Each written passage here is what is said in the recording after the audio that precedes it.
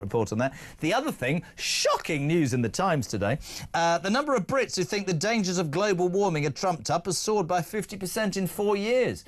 This is because we've got an energy sector in a government who'd like to spend 800 billion quid of your money to convince you that net zero is achievable by whenever. Not sure what we get, as Mike says, when we get there, but we're a country with no money, who can't even afford the interest on their debts. So what we're doing is putting in wind farms that don't create enough electricity, and then we're paying more money, which makes your bills higher because we have to import it. And then, as I mentioned last week, if it does blow too much, like it's going to this weekend, it's even worse with that because we can't afford to store it. And it's also really expensive to turn them off. I had this man on a couple of weeks ago, and he's the only man who's ever made serious sense to me of the net stupid zero ideas. Maurice Cousins, campaign director, Net Zero Watch. Good afternoon, sir. Hello, Jeremy. How are you? Well, I'm all right. I thought of you. This doesn't sound particularly bizarre.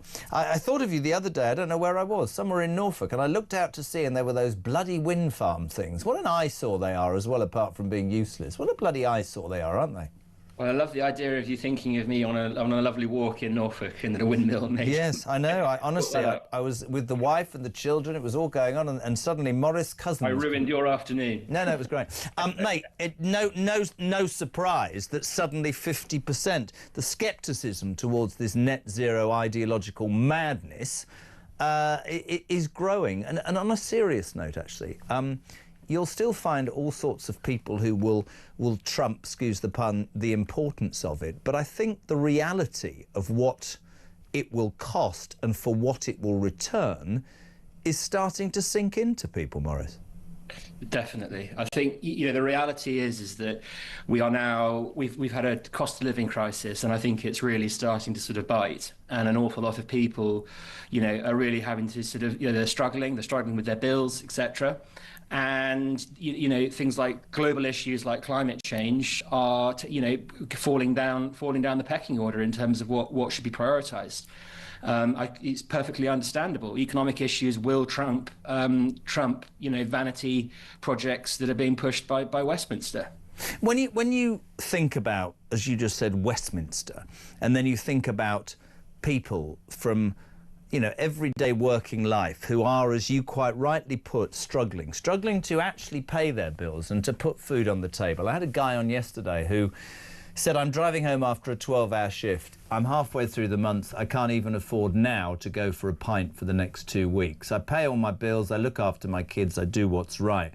He wasn't even talking about immigration. He was talking about net zero, and he was just saying, my government doesn't seem to spend the huge amounts of money that I give them in the most useful and appropriate ways for people like me. And I think, I watched some awful video this afternoon, by the latest one by Ed Miliband. Christ, he shouldn't be on camera. And he's going, cleaner energy and GB energy and all that. And don't get me wrong, I mean, Mike and I are of the same mindset. The next generation could sort that. And I only say that not because I'm being flippant. I mean, it might upset the friends of the earth. I don't care. But my point is, I think we have far more pressing issues right now. That's my number one thing. And my number two thing is really simple. We've got, in the words of the Trumpster, liquid gold under our feet, and we refuse to do it when we know that resource could basically free us from the financial hardship we're in. It doesn't make business sense, that at all, does it? Not at all. I mean, workers today have got their wages today in real terms are no higher than they were in 2007. We've got millions of people living in fuel poverty in the UK. We've got millions of people living in food insecurity as well in the UK. Yes, we have a duty to future generations, but we also have a moral duty to those who are in the present today. And we should be looking after their needs. And energy sits at the heart of that. And I think, you've really hit on something at the core of the issue, which is that, Miliband and others for decades now have promised us green jobs. They promised us green growth. They've said that it'll be a manna from heaven is what they've sort of the way they've positioned it, and it hasn't happened.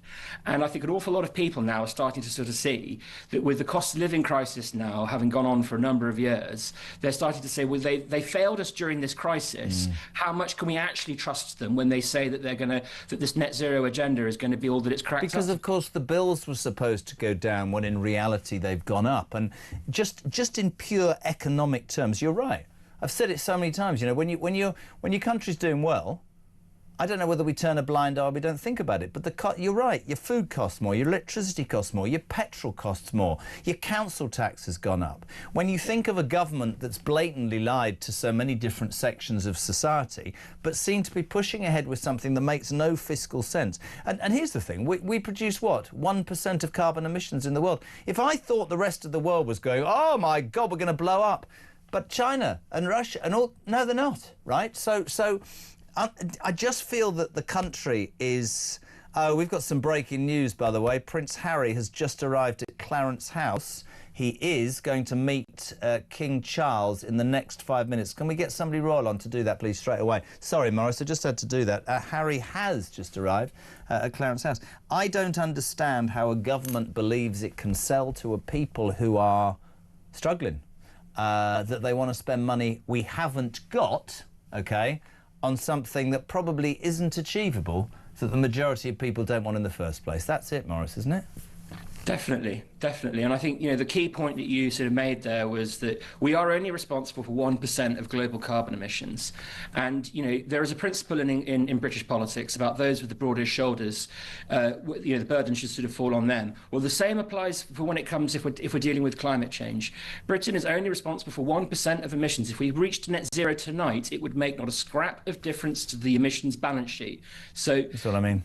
You know, if we want to be able to lead on climate change and we want to be able to take serious and effective action, you know, we need to have a growing economy. We're of no use to anybody if we're weak and we're impoverished. You know, we can't support countries in the third world. We can't help ourselves, and you know, energy is at the heart of all of that. Couldn't agree more. You are my go-to, and I mean go-to, net zero man. Thank you so much indeed. Maurice Cousins, campaign director for Net Zero Watch. Breaking news at 25 to 6.